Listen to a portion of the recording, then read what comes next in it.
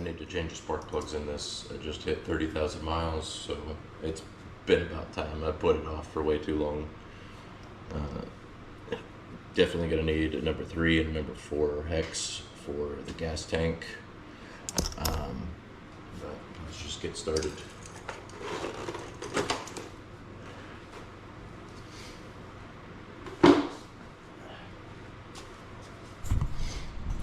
We've got all of these that we need to take off in order to be able to remove the gas tank to get under there for the spark plugs.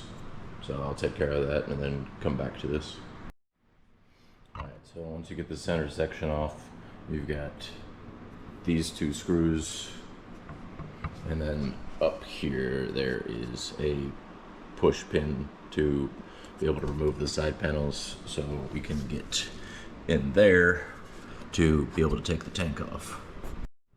So just a note on these little push pins, you have to push the center section in before you can pull it out. So it ends up like that, and so then you can pry it out. But now we've got the side panels off. I believe that we're gonna have to take that bolt right here off, and then there's 2 bolts on either side holding the tank down. There's some electrical clips and a fuel line connection underneath the tank that we'll have to get to, and I'll try to show those. Alright, so I got the tank off. This connector needs to come off of the tank. I couldn't hold up the tank and show you at the same time. There's a little push clip at the bottom that you have to pull down on the fuel line. It's leaking right now. You have to pull this red brown thing out, away, and then there are these things that you squeeze and you'll have to pull off.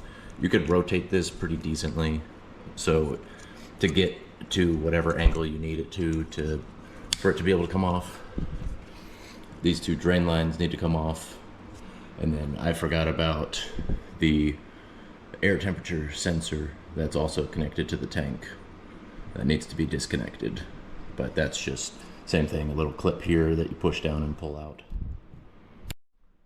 Alright, so if you can see deep into there, you can see that I've been able to disconnect the coil packs, and I did that by sticking my hand through this hole and then reaching in to get to the coil packs. Same thing, small clip, you're able to pull it off then. Alright, so it was difficult to get to the coil packs, so I ended up taking the computer off. There was a zip tie right here that I ended up cutting, but it gives you great access to be able to get the coil packs out. And both of them are out, but it's very difficult. You'll have to wiggle some wires and stuff around here to be able to pull them out far enough, and then snake them through this little area. Next is these spark plugs. So I got both spark plugs out now. I have this long grabby tool. I don't know what it's called. I couldn't find my magnet to get these out, but it worked. And it's just very difficult to get around all of the wires to get down in there, but you can do it. Alright, I've got my spark plugs. You can see the part number there. I've got my little gapping tool, and I've already pre-gapped the spark plugs. I don't need to do NICs. According to their service manual, it says no lubrication, no anti-seize, as they're installed dry, which fits with the look of the ones that I just pulled out. So I'll get them in and see how this goes. So I don't have the right spark plug socket. So I saw this on somebody else's video, shoved a little piece of shop towel in there, and it'll hold the spark plug while I'm trying to get it into the cylinder. Alright, got spark plugs back in, coils back on, plug the computer back in, mounted it back where it needs to be.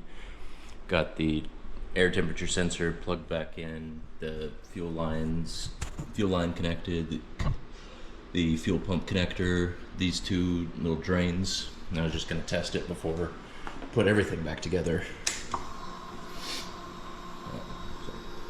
30,000